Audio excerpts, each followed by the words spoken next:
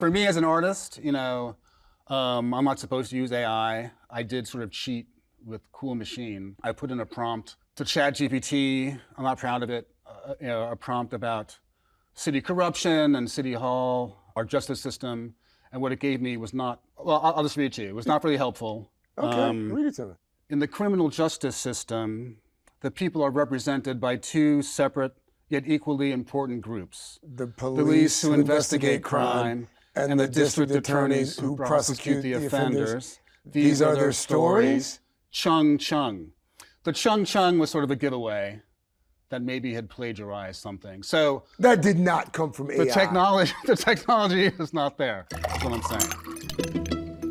Hey there, everyone. Craig Melvin here, and welcome to a special edition of Glass Half Full. This, of course, is the podcast where we really like to dig into the moments that shape people's lives, personally, professionally as well. And I'm really excited about today's conversation because he's one of my favorite writers on the planet, Colson Whitehead. He's won 2 Pulitzers, just genre bending. I mean, he's done everything from fiction, nonfiction, to zombie apocalypses, done it all. We talk about his newest book. It's the end of the trilogy of Ray Carney, but we also talk about his process. We talk about his hobbies. We talk about his upbringing, and how all of that has created the Colson Whitehead that we've come to know and enjoy. I hope you enjoyed this edition, the special edition of Glass Half Full. So we start every podcast with the same question for every guest, regardless of their Pulitzer Prize winning status. Are you a glass half full guy or are you a glass half empty guy? Half empty, definitely. That was quick. I've had 56 years to think about it. Why are you glass half empty? I mean, that's pretty cynical.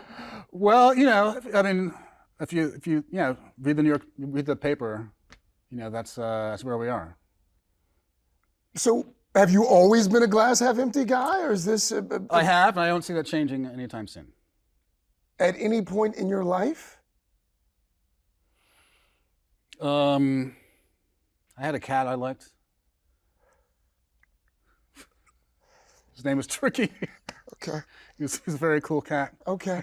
I mean, you got to elaborate a little bit more on this. One might assume that a guy like you, who's gotten a bunch of awards, sold a bunch of books, got some TV series and a movie, like you would be okay. Yeah, things are going pretty well. Well, climate change, reactionary Supreme Court, repealment of reproductive freedom, constant assault on the advances we made in terms of civil rights over the last 60 years.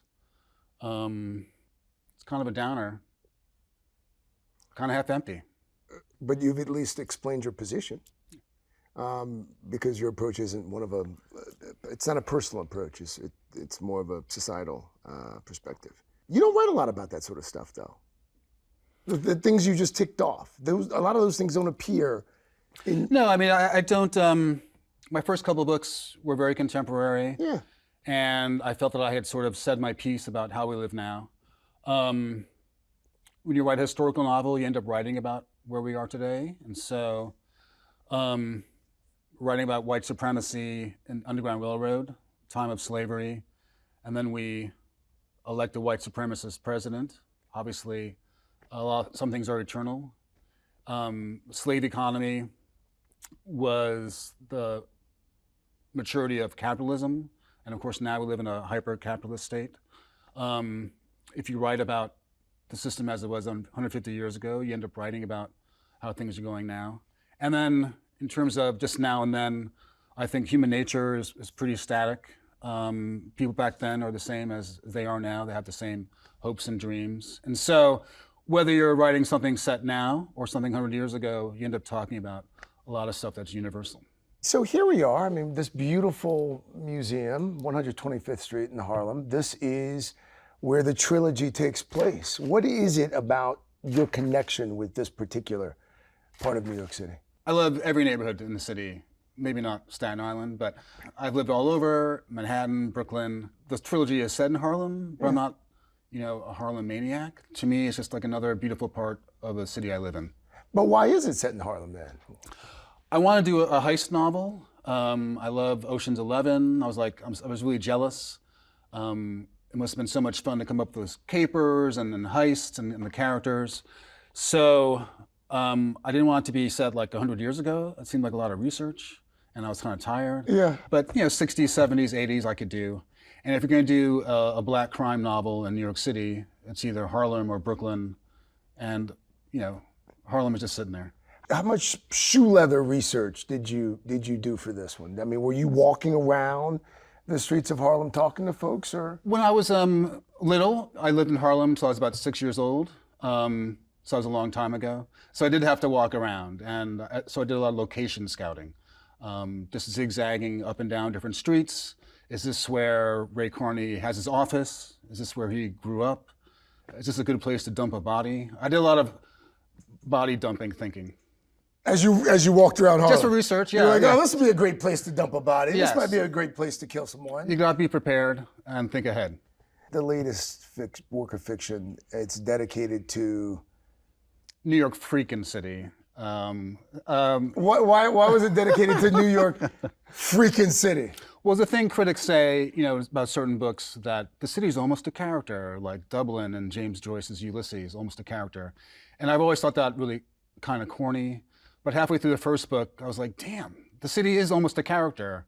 So I'm following the main character, Ray Carney, for 30 years, but also the ups and downs of the city. So I leaned into it. It is very much a character. But for me, at least, like, it was a character in the first one. Was that never the intention? Oh, I grew into it. Okay. Definitely sort of thinking about the changes in the characters' lives over 30 years. And then, of course, New York has had many different phases from the 60s. Under JFK, there's a spirit of optimism in the country, New Camelot. And then in the 70s, New York is broke. The fiscal apparatus is breaking down. Crime is at an all-time high. And then in the 80s, development's coming back. Wall Street is roaring. But at the end of the decade, it's the start of the AIDS crisis, the crack epidemic. So there are all these ups and downs, and finding a place for my characters in that crazy mosaic was really important. One of the things I've always enjoyed about your writing is you manage to tackle subjects, regardless of genre, without beating the reader over the head with it, whether it's class, race. In this particular book, you write about the people who live literally underneath the city, who live in the subway system as these skyscrapers are being built above in this new New York City of the 80s. Why are those themes so important to you? They're interesting. I don't think a writer has a mission to talk about politics. I think the only mission of an artist is not to make crappy art. I mean, do you go out of your way to not write about politics? No, I like writing about race and history and the city. I don't think an artist has to write about anything. Some people think you have to be political to make art. I think the only mission of an artist is not to make crappy art. That seems like job one. But in terms of my work, if I can have a compelling story, great characters, and also talk about these larger social structures, I'm really happy and challenged. Let's talk about Ray Carney for a second, the main character in this trilogy. I've always wondered how much of Colson is in Ray Carney, and vice versa. How much of Ray Carney is in Colson, or is there any? Yeah, sometimes I'm in my characters, and sometimes not. The Underground Railroad, the main character has nothing of me in her, which is probably why it's my best-selling book, I think. But in terms of Ray, there's definitely things about loving the city. We overlap in that way. I used to think when I was younger that if I found a great apartment, with corner exposure, great light, I would have fixed myself. But then you move and it's like, I'm the same dumb person.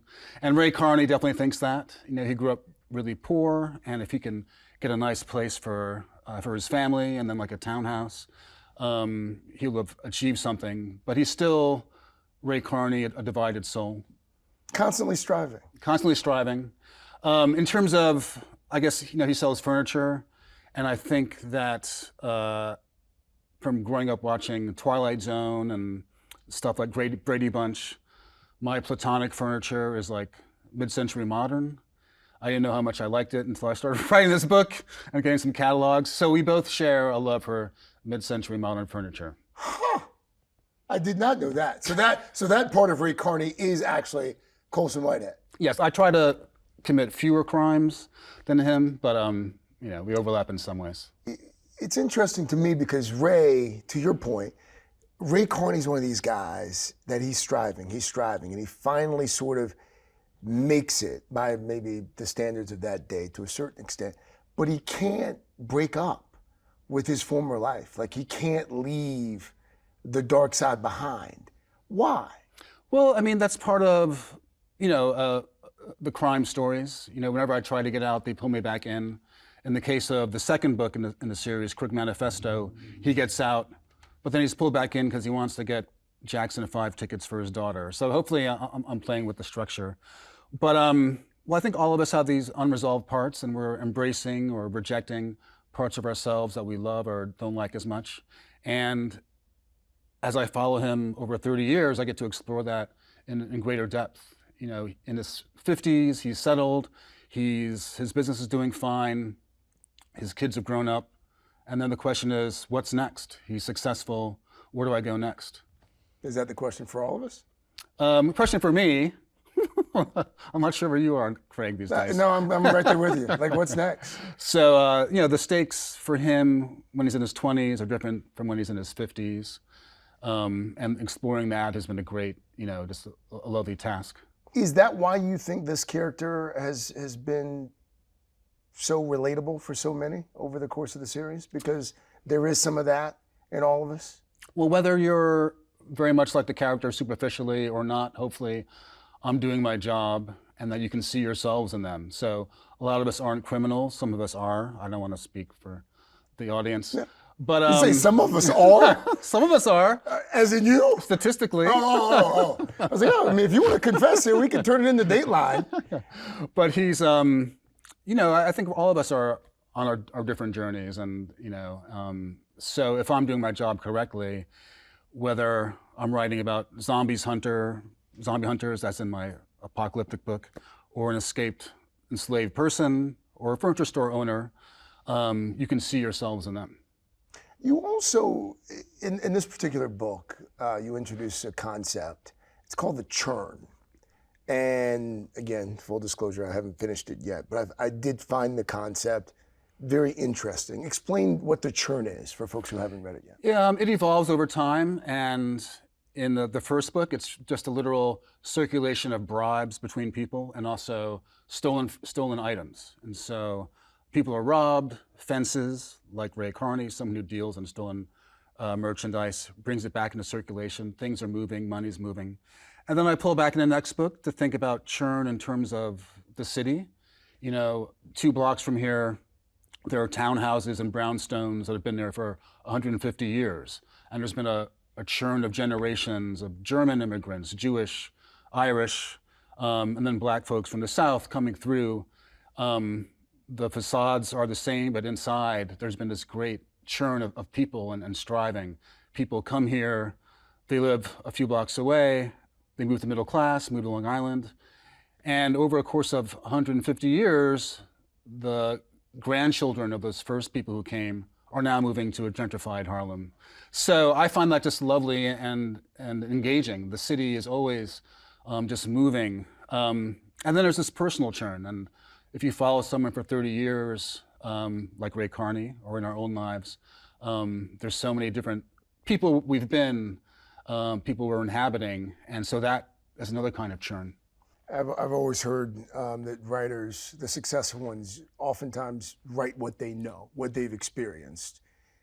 Ray Carney's not Colson Whitehead. I mean, you grow up here, Upper West Side, you go to a nice private school, then you go to Harvard. Like, how do you reconcile the two? You do research, and then you use your imagination and empathy to make things real. So, yeah, I'm not a zombie hunter. I wrote a book about zombie hunters. I'm not an elevator inspector. I wrote a book about that. It's your job to get it right, to write about people who are not like you, and especially in a well-populated book like Cool Machine and the whole series. There are a lot of people in there, and I got to put myself in other people's shoes. Empathy. Yeah. in the literal sense. What is it about this particular city, the layers of it, that you find so compelling?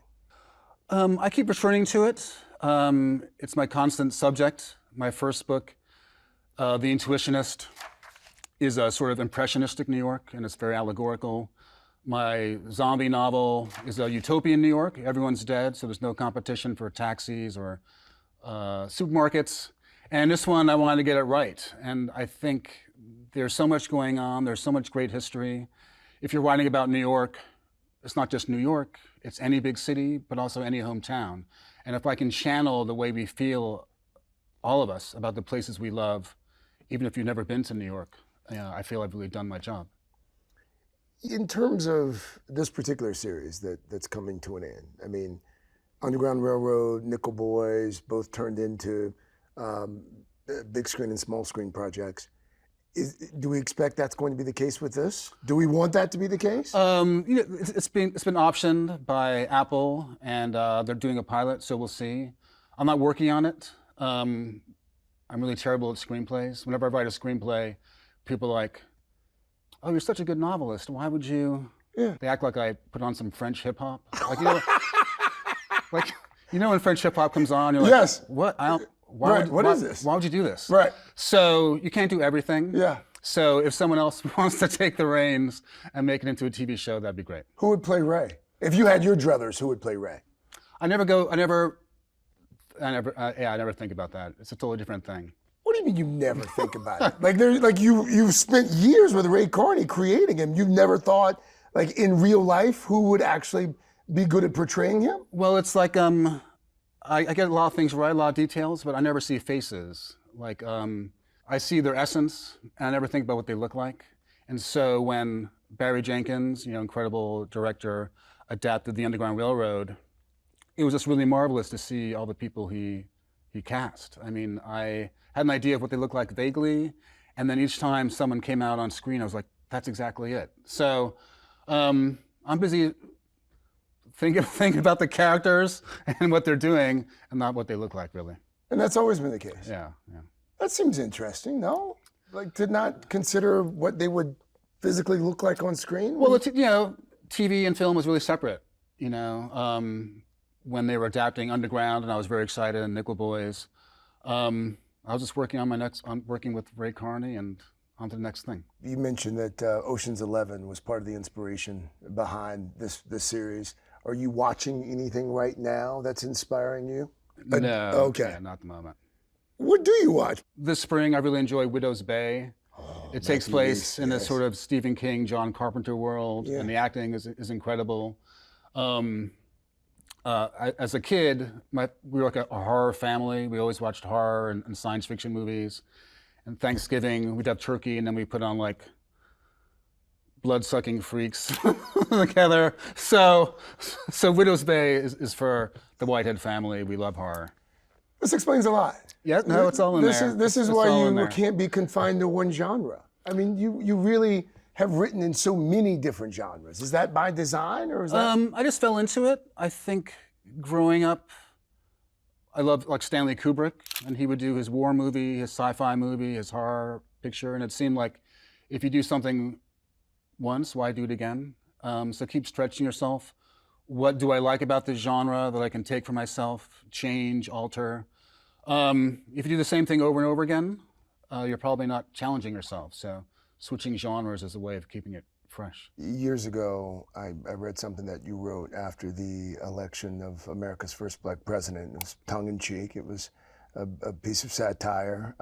But after that, some folks dubbed you like the writer for a post-racial America. And you sort of mocked that. Oh, how's this post-racial thing turning out? It's going swell. In Zone 1, my zombie book, the joke is that everyone is dead, 99% of the population has been an apocalypse. Only then will we actually be post-racial, because everyone's dead. I think we have some problems. They're not going away. In fact, they're getting worse. And so maybe we should hold off on the post-racial talk.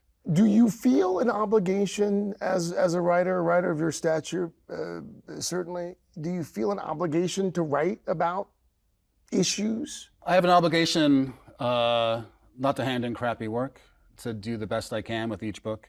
So I do like to write about politics and culture. But if I wanted to write love poetry, I should do that. If I wanted to write biographies of Benjamin Franklin, I should do that. Life is pretty short, so you shouldn't worry about other people's ideas of what you should be writing. You should write what you want to write. What do you want to write that you haven't written so far?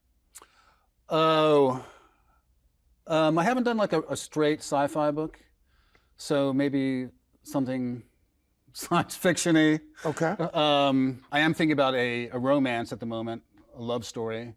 It's set on the eve of the Russian Revolution. So for research, I'm just binging a lot of Golden Girls. Just taking notes on Blanche. Are you being serious? No, but it is. I didn't know. I mean, because here's the thing. You're Colson Whitehead. You could probably do it. It's the least Colson thing I could think of. Okay. So no romance. No. I mean, you were really selling it there for a second. You could write romance. I mean, what's... Maybe I'll put my mind to it. Yeah. But like seriously, though, what haven't you in terms of genres? Musical? Yeah, that hasn't occurred to me. Okay. I think, I have a few things planned. They're not necessarily repeating what I've done before. And if I can keep it fresh for me, I think it's fresh for the reader as well. What's your process? Like when you actually sit down and put pen to paper, are you one of these guys that writes every day? People say write every day. That seems like a real imposition on my lifestyle, frankly. If I can do like 6 pages a week, Monday, Tuesday, Saturday and Sunday, that's an accumulation. After a month, you have like 20 something. And after 10 months, you got 240. So you don't write every day? No. I mean, sometimes I'm not feeling it. Sometimes it's like Thanksgiving and you have to be present for your family or whatever. So that's a lost week. But you can make it up the next week. Well, I was present for your family in air People quotes. like you to do stuff.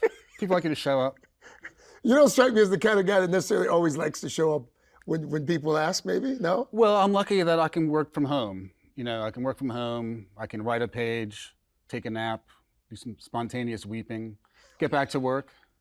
It's quite the process. It works for me. What do you do when you're not writing? Now I'm very fascinated. Like, what are your hobbies? When I'm down, when I'm not working, I'm really not working at all. So I cook a lot.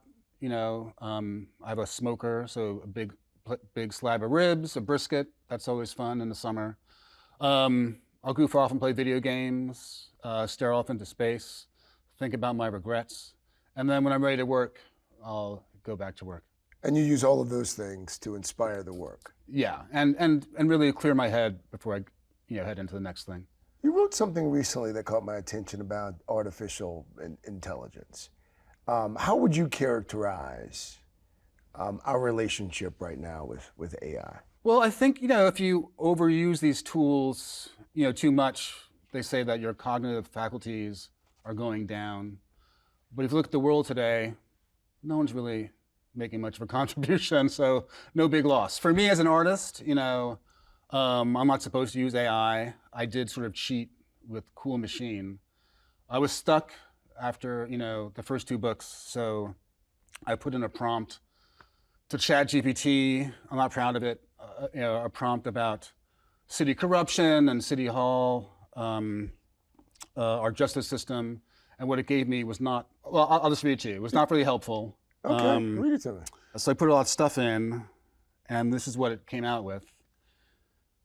In the criminal justice system, the people are represented by 2 separate yet equally important groups. The police who investigate crime and the district attorneys who prosecute the offenders. These are their stories. Chung Chung.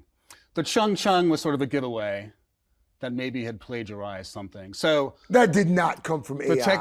The technology is not there, is what I'm saying. Yeah. Do you think it gets there? And as an artist, is that something that worries you? As an artist, you're supposed to do the work. And if you're using AI for your writing, for your poem, for your painting, you're not doing the work. A certain amount of suffering is supposed to be baked in there. And whenever you say that the technology is not there, people are like, oh, but 10 years from now. And I'm like, I'm gonna be 65. I'm gonna be retiring. I'm out of here. You're not retiring. I don't know. It's kind of you're gonna retire one day. But writers don't retire. You don't stop writing. You don't stop creating and sharing ideas, do you? It's good to know when you run out. And if I run out, definitely I'll retire. You're not running out. All right, well, that's very kind of you to say, Craig. Your son, we're just talking about our 12-year-old sons. Do you have conversations with him about some of the themes that you write about? Well, I remember when he was 7, we successfully explained the Holocaust, successfully explained slavery, the Civil War, but we couldn't explain why Jar Jar Binks was racist. So there's some things I had the language for, and then some things you just have to experience. But he was learning these things at 7. Oh yeah, you gotta. Because he's Colson Whitehead's son. Yeah. He's also, like my son, he's biracial. Do you have conversations with him about that part of his existence? Yeah, I mean, everything. He's also Jewish, so all different parts of his history. We try to explain where he's coming from and where the world is now and where hopefully it'll be in the future. Is he curious like that? He doesn't like fiction. He's like more of a nonfiction guy. So for Christmas last year, he was like, "Can I get that new Churchill biography?" So. Meanwhile, my son wanted like Madden, like the newest Madden.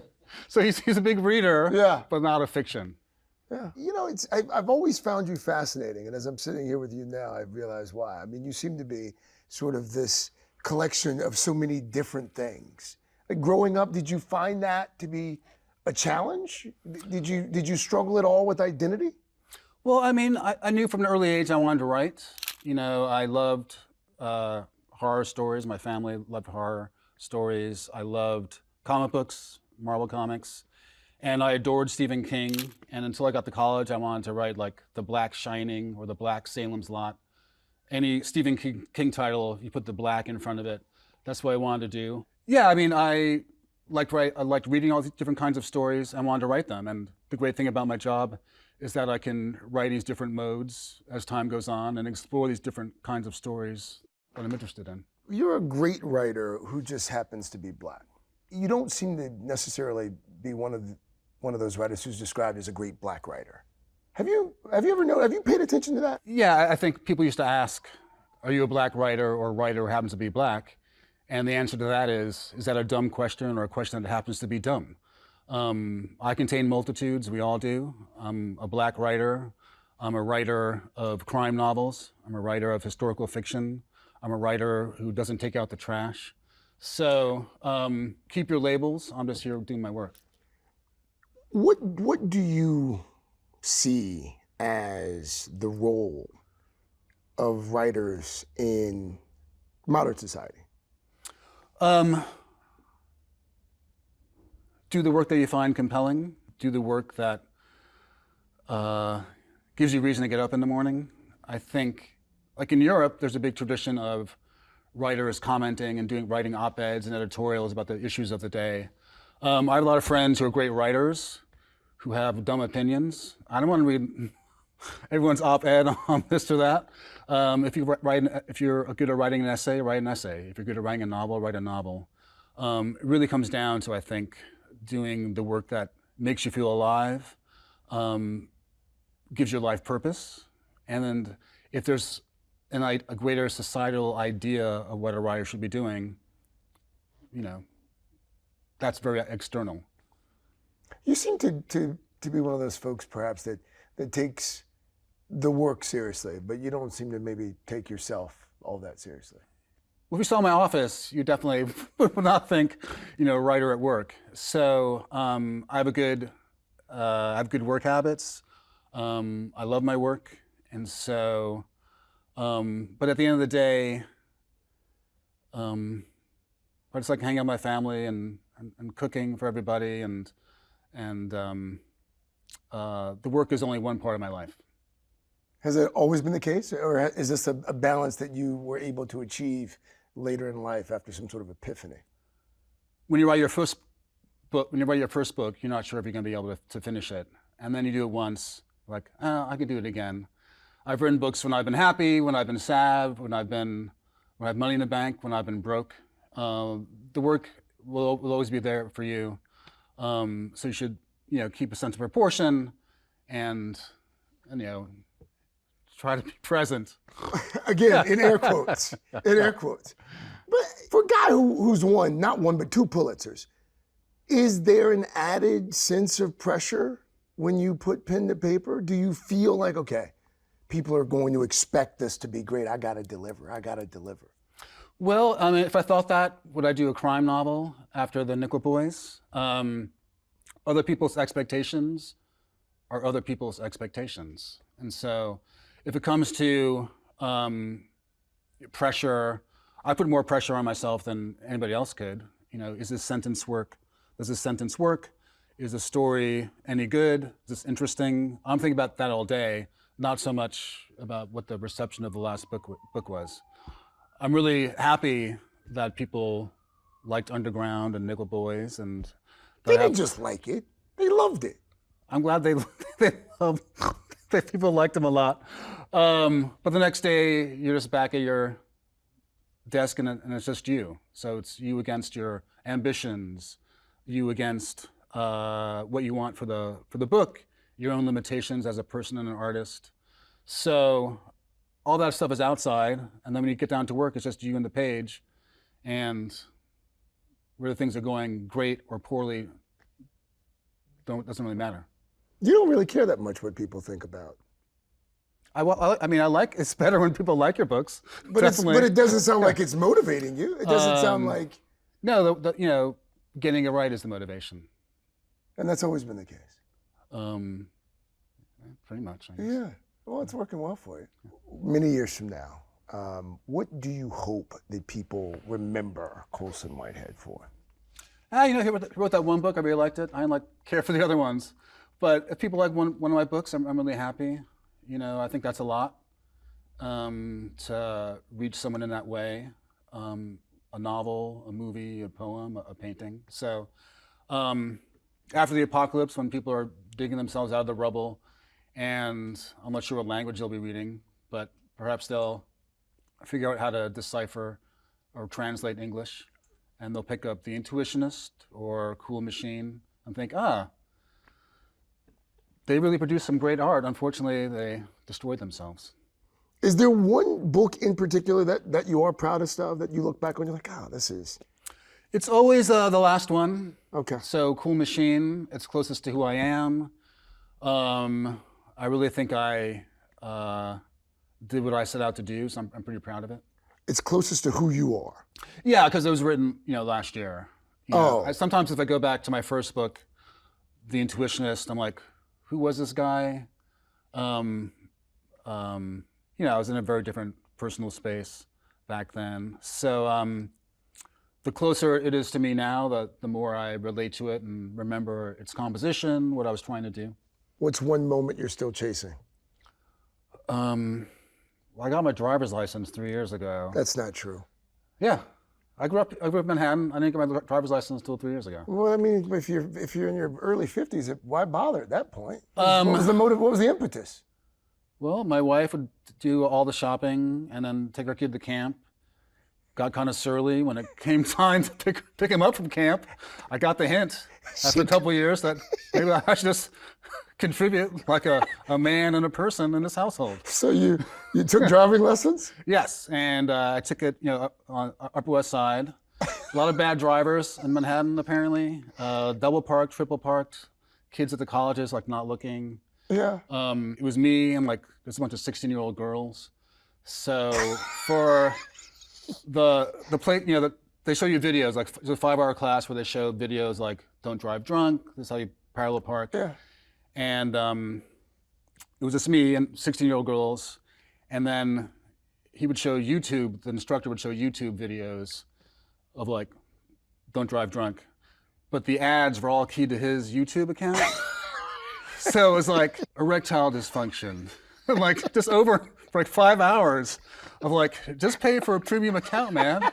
Just pay for the premium. I don't want to be in your business. No, that wasn't, my question was, what's the moment you're still chasing? Now that I've got my driver's license, what mountains do I have left? Well, what about a Broadway show? You could write a play. No, I mean, my next book is enough of a stretch and a challenge. So, Tell me more. No? It's a work of? How would you? it's a novel, and it takes place in the 19 teens, and it's not something I've done before. So, the challenge of what am I doing? Why did I take this on? Is exciting. Characters are coming together, and Anything you want to add that I didn't ask you? Anything you? Stay in school, stay off drugs. Be present. Be present. I love that you don't take yourself as seriously as I would have guessed. Yeah. There you have it. 2-time Pulitzer Prize winner, Colson Whitehead. It would have been nice if we could have gotten a little bit more information on his next project, but whatever it is, I'm sure it's fantastic. I hope you enjoyed this special edition of Glass Half Full. We will see you back here next week. Until then, though, the bosses at 30 Rock really encourage me to encourage you to like, subscribe, download, share, and comment. Until next time, my glass, it's always half full.